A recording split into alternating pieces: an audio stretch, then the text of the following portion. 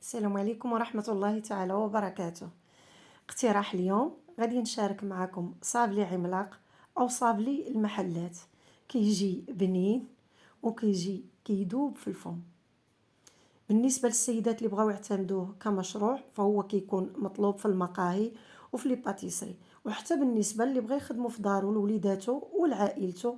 هاد الصابلي كيجي جد رائع، كيجي بحجم كبير وممكن نديروه بحجم أكبر من هذا، كيجي جد جد رائع. غادي نخليكم جميع تشوفوا الطريقة والمقادير اللي جد جد بسيطة، والطريقة حتى هي سهلة وممكن نحضروه بسرعة. غادي ناخذ 3 المعالق كبار ديال الزبدة. هنا درت الزبدة ديال العلبة او ما يعادل 94 غرام. خديت كاس ديال العنبة ديال السكر ثقيل 100 غرام، وممكن نديرو قل او اكثر على حساب الرغبة ديال كل واحد في الحلاوة. صافي واحد القبيصه ديال الملحه وغادي نبدا نخلط مزيان. هنا غادي ناخذ نفس الكاس اللي عبرت به السكر كلاصي، غادي نعبر به زيت المائده. هنا الكاس ما عامرش، الكاس ما عامرش كليا. غادي نبدا نضيف فيه دفعات، ما غنضيفوش مره واحده. وهاد المرحله جد جد مهمه في هاد الوصفه. غادي نبدا نضيف ونخلط مزيان حتى تجانس ليا العناصر كلها، عاد نزيد نضيف الكميه الثانيه او الكميه المواليه حتى نكمل هاد الكاس اللي عندي كامل. وغادي نبقى نضيف غادي نبقى نخلط مزيان في الاخير حتى نحصل على واحد الخليط المتجانس وصافي، يعني الزيت ما كيبقاش معزول على الخليط. هنا غادي نضيف 2 بيضات متوسطات، وغادي نضيف كيس ديال السكر المنكه بالفاني، ممكن نعوضوه بالقشور الليمون او قشور الحامض. غادي نخلط مزيان، ولا ممكن نعوضوه باي نكهه كنفضلوها. غادي نبدا نخلط مزيان مزيان هاد العناصر حتى يتجانس ليا البيض مع الخليط الاول. ومن بعد غادي نضيف المايزينا او غادي نضيف نشا الذره. هنا عندي 3 المعالق كبار او نصف كاس. بنفس الكاس ديال العنبه ممكن نعبرو نصف كاس. بالنسبه للزبده انا ضفت هنا درت كاس ديال الزيت، ودرت بالنسبه للزبده 94 غرام او 3 المعالق. وممكن الا بدلنا النوعيه ديال الزبده غنبدلو طبعا حتى النوعيه حتى كميه الزيت عفوا. وهنا ضفت واحد الكيس ديال خميره الحلويات من فئه 7 غرام ولا 8 غرام بحال بحال. وضفت 2 ديال الكيسان ديال الدقيق الخاص بالحلويات. هنا غادي نبقى نخلط بالفوي. في البدايه درت انا الفوي، ممكن نعوضوه بالضراب الكهربائي. هنا غادي نضيف كاس اخر، وفي الاخر غادي نقول لكم شحال هزت ليا ديال الدقيق. غادي نخلي لكم المقادير في صندوق الوصف. هنا غادي ناخذ حيدت عفوا الضراب اليدوي، وغادي نبدا نخلط غير بيدي لان الخليط بدا كيتقال.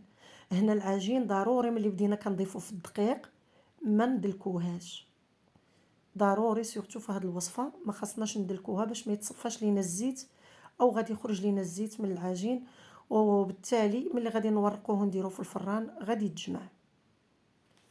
لي صابلي ديالنا غادي يتجمعوا صافي. غادي نبقى نضيف هنا في الدقيق بشويه بشويه، وما نضيفوش دفعه واحده باش ما تقصحش لينا العجين. خاص العجين تبقى بحال العجين ديال الصابلي العادي اللي كنديروه، ما رطباش بزاف، تكون رطبه ولكن ما رطباش بزاف وما قاصحاش. وهنا العجينه راه فيها كميه الزيت اكثر من الزبده، راه دغيا كتشرب، يعني نحاولوا ما نكتروش الدقيق.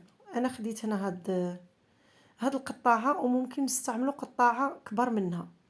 العجين ضروري غادي نبسطوه بين 2 ديال هنا انا درت ورق الطبخ، ممكن نديروا 2 بلاستيكات لان هاد العجين كتلصق على السطح، فيها الزيت كتلصق. هنا غادي نهز الورقه الاولى وغادي نضيف غادي نرش عفوا بالدقيق، عاد نقلب نقلبها ونبدا نشكل منها هاد الدوائر. هنا ممكن نستعملوا قطاعه اكبر من هذه، انا درت هذه هي اللي عندي كبيره.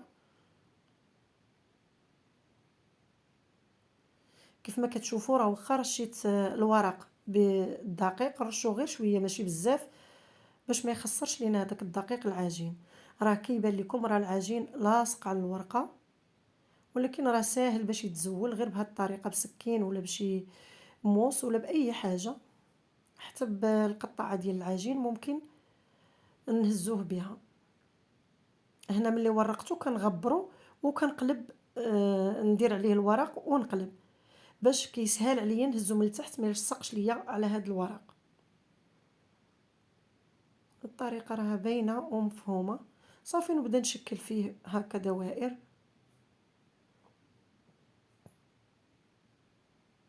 وبالنسبه للطياب ديالو راه بحال الطياب ديال لي صابلي، كنقصوا عليه، وهذا الصابلي فيه كميه الزيت كثيره راه دغيا كيطيب لينا.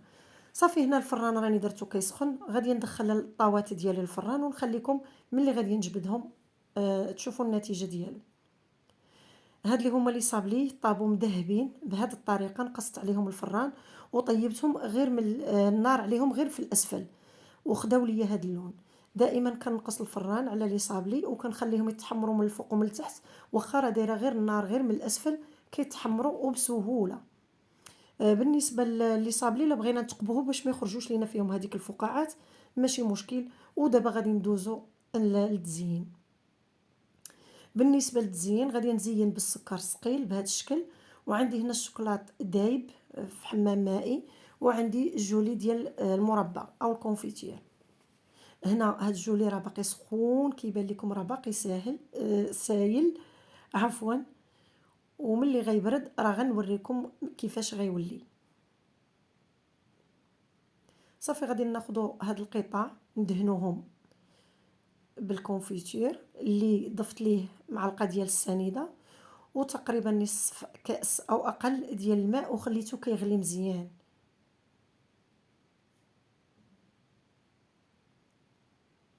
وغادي ندير هاد الشكل حتى هو اللي غادي نديرهم في الشوكولات المذاب. غادي نسقطرهم مزيان من الشوكولات هاد الدوائر.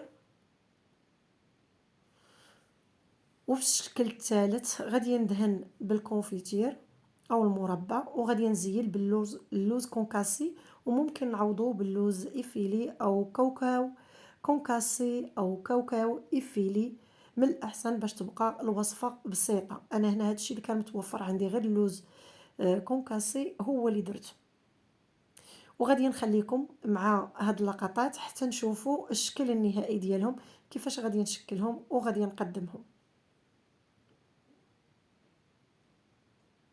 صدقوني هاد لي صابلي راه جاو بنان وجاو كيذوبوا في الفم، وهذا هو الشكل النهائي ديالهم.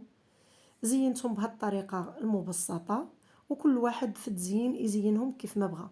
هاد لي صابلي راه مطلوبين بزاف في المقاهي وكيعتمدوهم بزاف ديال السيدات كمشروع مربح ليهم اللي بغات تعاون راسها وتخدم من دارها.